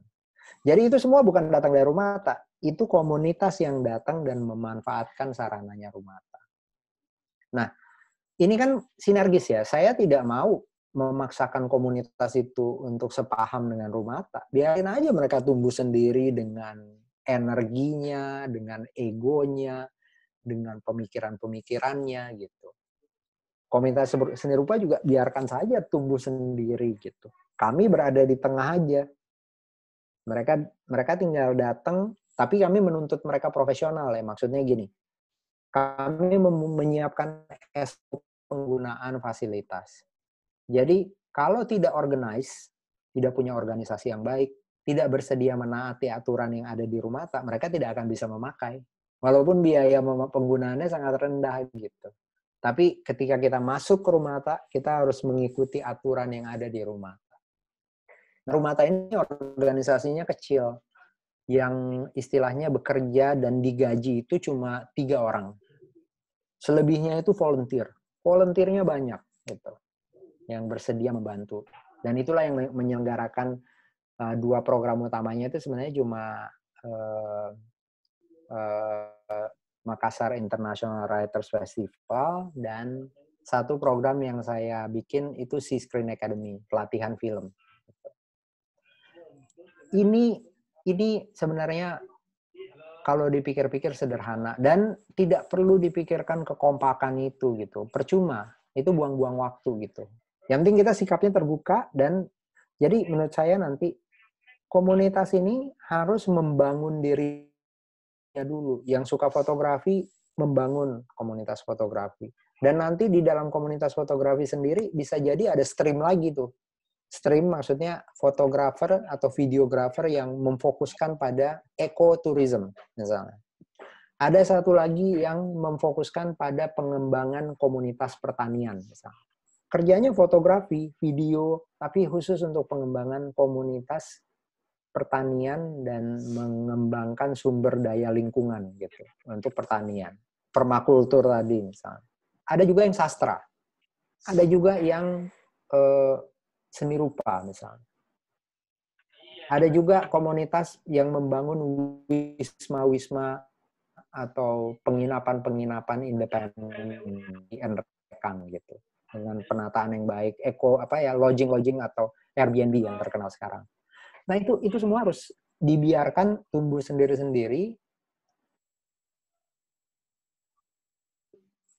Ada sarananya atau pusatnya untuk berkumpul di tengah, misalnya setiap tahun bikin pasar bersama gitu untuk mengembangkan pasar ke masa depan.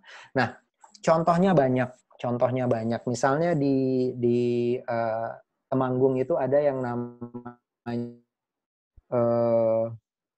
Mas Singgih Susilo Kartono. Ini bisa di Google, dia juga punya akses. Ada yang namanya Mas Eko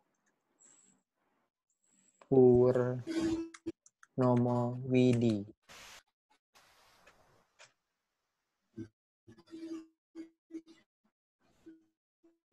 Ini kalau Singgih itu kalau Mas Eko ini di Bandung. Jadi ini melihatnya itu harus agak sedikit terbuka gitu, dan terbuka juga dengan perbedaan-perbedaan. Itu kan maknanya banyak. Terbuka juga dengan perbedaan-perbedaan. Ini ada yang nggak matiin mikrofonnya nih, berisik banget nih, terlalu keras.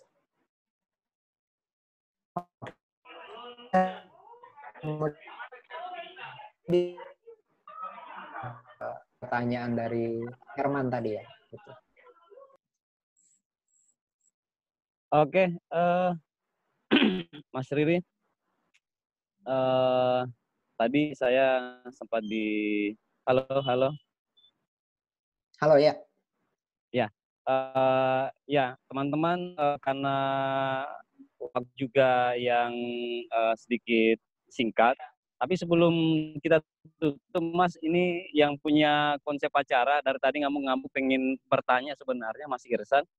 Satu mungkin pertanyaan buat Mas Riri dan kemudian dijawab dan kita tutup untuk menyampaikan pertanyaannya sebelum kita tutup.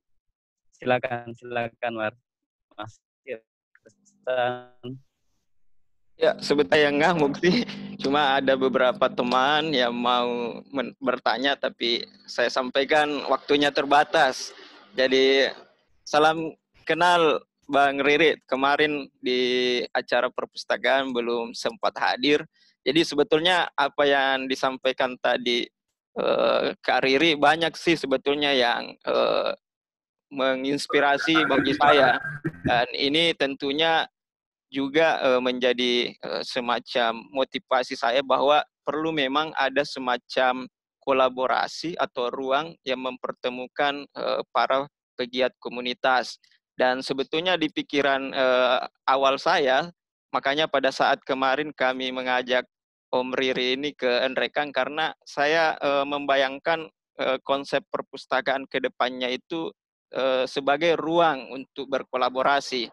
Dan saya dengan beberapa teman termasuk Pak Naim sudah melakukan upaya-upaya juga untuk mengajak teman-teman komunitas. Dan di bayangan saya memang kita ingin menjadikan perpustakaan umum itu sebagai ruang yang inklusif. Jadi kalau di lain tempat mungkin ruang kolaborasi itu sifatnya komunitas, swadaya. Nah, dari sisi saya inginnya sih perpustakaan itu menjadi ruang yang betul-betul punya inklusivitas. Dan kalau di bayangan saya ke depannya mau bila misalnya film pendek jadi tempat perpus jadi tempat pemutaran film pendek perdana. Jadi ini yang kita mau dorong karena sebetulnya di Enrekang banyak sih komunitas-komunitas yang sudah lahir, yang sudah berkembang. Cuma memang itu tadi tantangannya. Nah, kami mencoba untuk masuk di situ, mengajak teman-teman, walaupun mungkin tantangannya akan berbeda. Mungkin ada pengalaman-pengalaman dari Kak Riri, bagaimana misalnya kalau ini kan sifatnya kalau perpustakaan umum ada embel-embel birokrasinya, jadi mungkin ada masukan bagaimana kalau misalnya perpus umum memfasilitasi dan apa yang perlu kami harus mulai untuk mengajak semua kelompok-kelompok, walaupun tadi disebutkan bahwa tidak mudah karena akan banyak perbedaan-perbedaan. Nah, yang terakhir ini pertanyaan yang ingin saya ajukan juga mengenai karya-karya Kak Riri selama ini kan mungkin ada semacam prinsip atau ideologi tertentu di dalam pembuatan film Kak Riri. Di samping saya juga mendengarkan tadi bahwa film yang dibuat itu ya tentu untuk publik, ya, tentu berdasarkan juga pasar. Nah, bagaimana kira-kira mengkompromikan antara motif-motif semacam ideologi, ataukah memang Kak Riri ini ikut pasar saja atau memang ada semacam prinsip tertentu yang ingin dimasukkan di dalam setiap film sehingga nanti bisa dikompromikan. Itu saja mungkin terakhir. Terima kasih. Saya ucapkan terima kasih banyak kepada Kak Riri yang berkesempatan berpartisipasi dalam kegiatan Festival Online Literasi Masa Depan. Terima kasih Kak Riri. Ya. Oke, terima kasih banyak ya Irsan udah mengupayakan ini, dan saya sekali lagi senang sekali bisa berkomunikasi lagi dengan teman-teman. Tentu saja kita harus bersyukur kalau ada yang bersedia menyediakan fasilitas. Tetapi menurut saya harus dibuat sebuah rencana dan negosiasi dan kejelasan misalnya pada aspek-aspek legalitasnya. Legalitasnya itu maksudnya gini, betul-betul ada semacam penunjukan yang jelas terhadap komunitas dengan penanggung jawab. Komunitasnya juga harus dibentuk dulu, mau secara hukum maupun secara kesepakatan gitu. Tetapi komunitas yang mengelola ini jelas. Dan kemudian ada rentang waktu dan istilahnya dukungan yang tercatat dengan baik dari pemerintah. Misalnya kalau perpustakaan itu ingin diserahkan ke komunitas selama berapa lama? Misalnya 10 tahun. 10 tahun itu prosesnya itu seperti apa? Misalnya penjajakan selama 2 tahun, kemudian ada penjajakan dan persiapan proposal pengembangan selama 2 tahun, kemudian Setelah proposalnya diterima, dibangun menjadi fasilitas yang lebih baik. Di situ ada ruang pemutaran filmnya misalnya, di situ ada pusat kayak co-working space gitu ya. Di situ juga ada sarana untuk ekonominya. Jadi ada kedai, ada semacam box-box untuk komunitas misalnya mengadakan kegiatan ekonomi, dan tempat untuk pelatihan misalnya. Itu semua harus dimanfaatkan selama berapa tahun. Itu menurut saya penting. Jadi jangan hanya menerima, tapi siapkan kondisi-kondisi supaya proses kita menerima itu adalah proses yang bertanggung jawab. Itu awalnya menurut saya. Dan kemudian dia bisa betul-betul optimal dalam penggunaannya. Ya, mudah-mudahan itu menjawab sih. Intinya saya sih senang sekali kalau bisa dapat, misalnya Rumata itu dapat sarana dari pemerintah gitu ya, dikasih oleh pemerintah Provinsi Makassar untuk menggunakan gedung kesenian Makassar yang megah itu. Kita mau aja, asal kami punya hak untuk mengelola dan mengajukan konsepnya dengan baik gitu. Dan pemerintah menjalankannya juga dengan konsisten. Jangan tiba-tiba kalau ada misalnya ada persoalan dengan kepala dinasnya gitu, tiba-tiba legalitas berhenti, proses berhenti. Itu harus dihindari loh. Itu kenyataan birokrasi. Jadi jangan cepat percaya sama birokrasi. Karena kenyataan birokrasi juga berbeda. Bisa jadi kepala dinas tiba-tiba diganti. Bisa jadi bupati tiba-tiba kena masalah. Tiba-tiba semua berganti. Atau misalnya ada ponakannya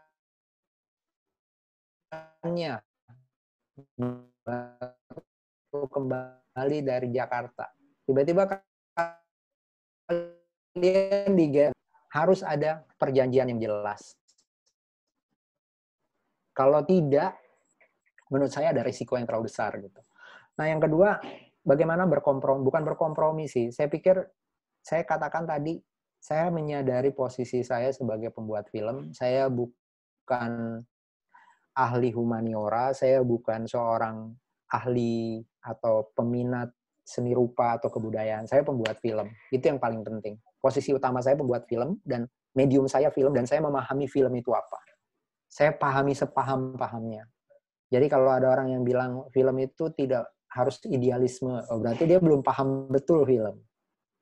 Kalau ada yang bilang bahwa film itu harus punya misi edukasi, berarti dia belum paham betul film. Atau minimal berbeda prinsip tentang film dengan yang saya anut dan saya pegang. Gitu sih, mudah-mudahan bisa menjawab ya. Nah, dan nanti kita tentu saja bisa saja kita menjadwalkan lagi diskusi yang lebih spesifik suatu hari nanti. Oh iya, satu hal, tolong ikuti Instagram dari Rumata Art Space karena kayaknya ada rencana untuk mengadakan pelatihan-pelatihan tentang manajemen kebudayaan. Oke. Dan itu untuk diikuti nanti gitu. Kalau mau mendirikan art space, mau mendirikan pusat-pusat seperti sarana seperti ini, harus mengikuti workshop tentang pengelolaan manajemen atau manajemen kebudayaan. Karena itu prinsipil menurut saya. Ya. Oke, Naib. Siap, Mas. Karena waktu juga yang akhirnya tidak memisahkan sih sebenarnya, tapi memotong tanpa range waktu yang lebih panjang lagi. Tapi ide-ide dan semangat pasti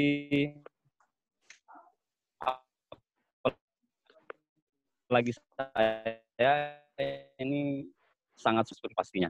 Terima kasih atas waktunya teman-teman juga. Mungkin masih ada pertanyaan, tapi sesi ini kita sudah tutup. Semoga ada perjumpaan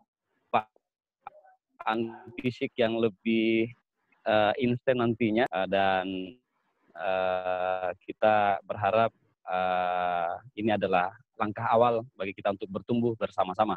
Terima kasih. Saya akhiri. Assalamualaikum warahmatullahi wabarakatuh. Terima kasih. Salam semua teman-teman.